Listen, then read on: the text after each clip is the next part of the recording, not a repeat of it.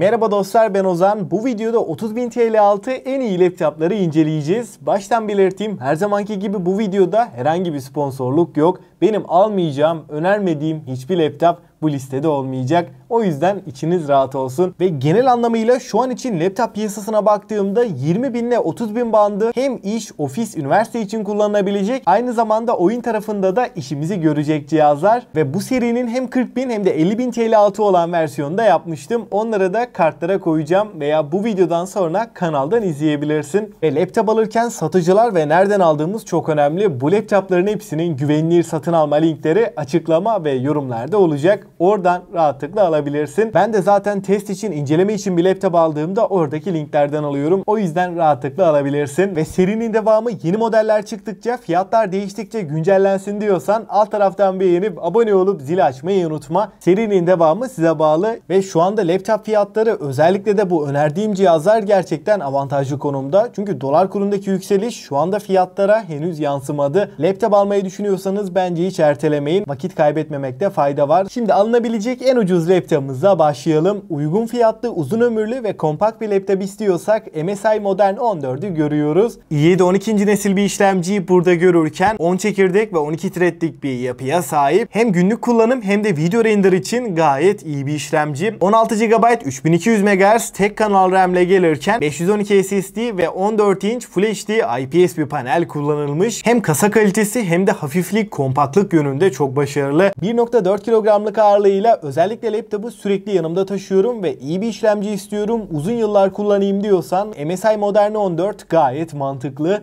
İkinci sırada güncel cihazlar içinde en ucuz oyuncu laptopunu, yani Asus TUF A15'i görüyoruz. Ryzen 5 7. nesil bir işlemci burada kullanılmış. 8 GB RAM, 512 SSD'nin yanında RTX 2050'nin 70 Watt'lık tam performans halini görüyoruz. Artık yıl olmuş 2024, RTX 2050 mi kaldı diye düşünmeyin. Çünkü 2050 RTX 20 serisinden kalmış bir ekran kartı değil. 2050 3050'den sonra çıktı ve 70 Watt'lık versiyonuyla 3050 arasında performans farkı ortalama %7 diyebilirim. Ve bu laptopun en önemli artısı, bu fiyat bandında 144 Hz IPS %100 sRGB ekran burada kullanılmış. Uygun fiyatlı laptoplar içinde ekran kalitesi olarak en iyisi diyebilirim. Fakat bu cihazı aldığınızda mutlaka bir RAM takviyesi yapmamız gerekiyor. Bu laptopun RAM yükseltme rehberi de kanalda var ve bu laptopla uyumlu 8 GB RAM'in linkini de yine açıklamaya koyarım. Zaten RAM yükseltmesi yaptığımızda herhangi bir şekilde garanti kapsamı dışında kalmıyor. 3. sırada 25.000 bandında Lenovo Look'un yeni nesil Intel ekran kartı ile gelen Arc A530M modelini görüyoruz. Tabii ki buradaki ekran kartı Intel HD grafik değil. Yani burada kafanızda bir soru işareti oluşmasın. Intel bu yıl artık ekran kartı tarafına da el atmaya başladı. Yani RTX serisine rakip bir ekran kartı diyebilirim. i5 12. nesil HX serisi işlemciyi burada görüyoruz. 8 çekirdek ve 12 threadlik bir yapıya sahip. Bu işlemci bu fiyat bandının en güçlüsü diyebilirim. 16 GB RAM'de 8x2 4800 MHz DDR5 olarak gelirken 512 SSD'nin yanında ekran kartı olarak Intel'in Arc A530M ekran kartını görüyoruz. 4 GB VRAM'e sahip ve performans olarak baktığımda şu anda pek çok oyunu orta yüksek arasında 60 FPS üstü rahatlıkla oynatabilen bir cihaz. CS, Valorant gibi oyunlarda da 200 FPS'leri zorlayabiliyor. Laptopu Render, AutoCAD, SolidWorks için alacaksanız da bu bütçelerde alınabilecek en mantıklı cihaz diyebilirim. Artık 25.000'in altında 3050'li bir laptop kalmadı. Hem ekran kalitesi hem de soğutma sistemiyle de gönül rahatlığıyla önereceğim bir cihaz. Ve bu ekran %100 sRGB, 144 Hz, 300 nit parlaklığa sahip. Yani sadece donanım olarak değil, ekran kalitesi anlamında da bu fiyatlarda göremeyeceğimiz bir laptop diyebilirim. 4. sırada performansı, soğutması ve genel deneyimiyle şu anda 26.000 bandının en iyisi Acer Nitro 5'i görüyoruz. i5 12. nesil H serisi bir işlemci kullanılmış. 8 çekirdek ve 12 threadlik bir yapıya sahip. 16 GB RAM, 8x2 4800 MHz olarak gelirken 1 TB SSD'nin yanında RTX 3050'nin tam performans 95 Watt'lık versiyonu bu laptopta da var. 15.6 inç Full HD 144 Hz %62 sRGB renk gamutuna sahip. Plastik bir kasaya sahip ama kasa kalitesi gerçekten iyi seviyede diyebilirim. Bu laptopu ben de 2 ay kullanmıştım. O yüzden de rahatlıkla önerebilirim. 5. sırada kasa kalitesi benim için birinci öncelik ve Asus bir laptop istiyorum diyorsan Asus TUF F15'i görüyoruz.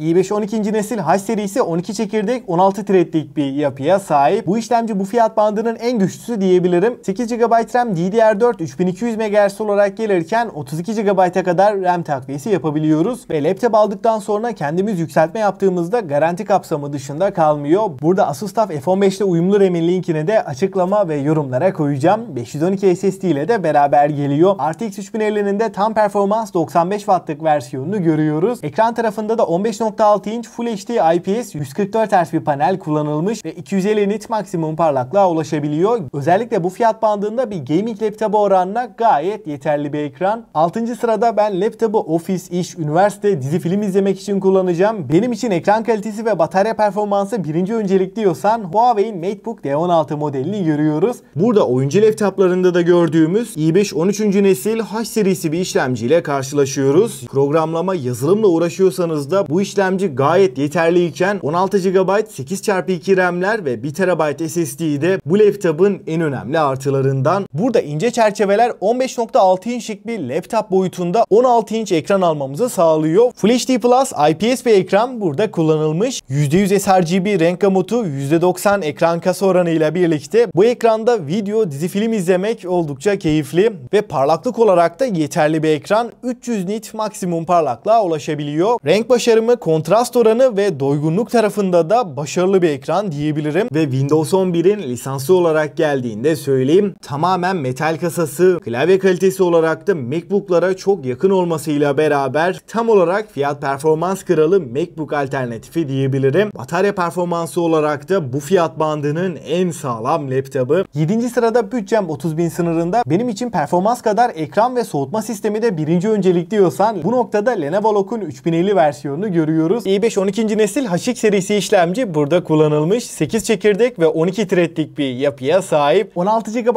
RAM 8x2 4800 MHz olarak gelirken 512 SSD'nin yanında RTX 3050'nin tam performans ve 6 GB VRAM'li olan en güçlü versiyonunu görüyoruz. Özellikle oyun, AutoCAD, SolidWorks gibi uygulamalarda kullanacaksanız ve sadece performans olarak değil aynen 4050 ve 4060 versiyonu gibi 15.6 inç Full HD IPS 144 Hz %100 sRGB ekran burada kullanılmış ve 300 nit maksimum parlaklığa ulaşabiliyor. Orta seviye video render, Photoshop, video edit için de rahatlıkla kullanılabilir. Yani iyi bir ekran istiyorsanız da gayet mantıklı bir tercih diyebilirim. Ama batarya performansından çok bir şey beklemeyin. Bu donanımla Lenovo Log batarya olarak en fazla 2-2,5 saat götürüyor. 8. sırada bütçem 30.000'in üstünde. Oyun tarafında beklentim yüksek veya mühendislik, mimarlık, render için alacaksam bu piyasada en ucuz alınabilecek en sağlam 4050 laptoplardan Acer Nitro 5'i görüyoruz. i5 12. nesil H serisi işlemci burada kullanılmış. 8 çekirdek 12 threadlik bir yapıya sahip. 16 GB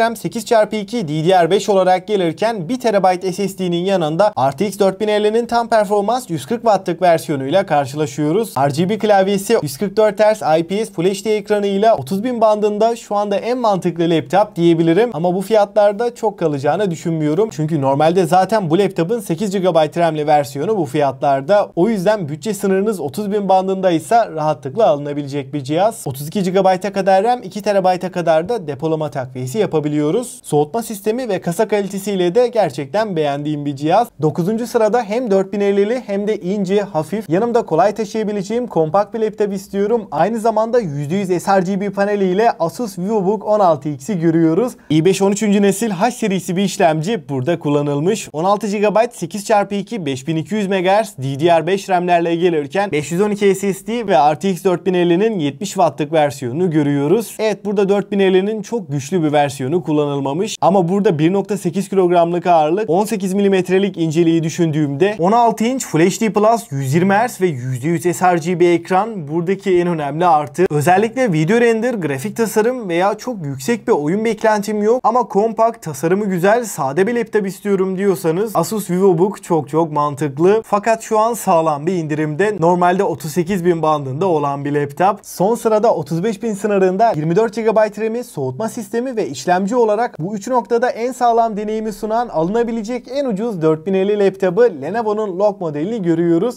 Ryzen 7 7. nesil bir işlemci burada kullanılmış. 8 çekirdek ve 16 threadlik bir yapıya sahip. 24 GB RAM 16+8 4800 MHz olarak gelirken 512 SSD'nin yanında RTX 4050'nin 105 Watt'lık versiyonu bu laptopta var. 15.6 inç Full HD IPS %100 sRGB ekran tabii ki burada da var. Ama bu laptopun bence en önemli artısı kesinlikle batarya performansı. Gündelik kullanımda ortalama 4-5 saat ekran süresi alabiliyoruz. Hem verimli hem de güç tüketimi az olan bir işlemci. Oyun oynarken, render alırken, şarja takılıyken bile bataryanın azalması gibi sorunlar yaşamıyoruz. Dostlar, şimdi en önemli kısım favorilerimden bahsedeyim. Eğer bütçem 20.000 civarında, kompakt, taşınabilirliği yüksek, bu fiyat bandında işlemci anlamında en güçlü, ofis, üniversite, iş için alacaksanız MSI Modern 14 benim favorilerimden. Bütçem 22.000 civarında, kasa kalitesi ve performans olarak en iyi cihazı istiyorsam Asus TUF A15'i görüyoruz. 25.000 bandında da sade tasarımı, ekran kalitesi ve işlemci performansıyla Lenovo Log en mantıklı cihaz diyebilirim. Buradaki ekran kartı 3050'ye yakın bir performans veriyor. Bütçem 26.000 bandında ise da 16 GB RAM'i ve 3050'nin 95 Watt'lık versiyonuyla Nitro 5 favorilerimden, ama benim için biraz daha kompakt tasarım, ince, hafif kasa ve Asus bir laptop istiyorsam Asus TUF F15'te bu fiyatlarda alınabilir. Ama kesinlikle bu laptop alırsanız 8 GB'lık RAM takviyesi yapmamız gerekiyor. Ama öğrenciyim, üniversite veya iş için bir laptop alacağım. Ekran kalitesi ve batarya performansı olarak 30.000 TL altı en iyi laptopu istiyorsam MateBook D16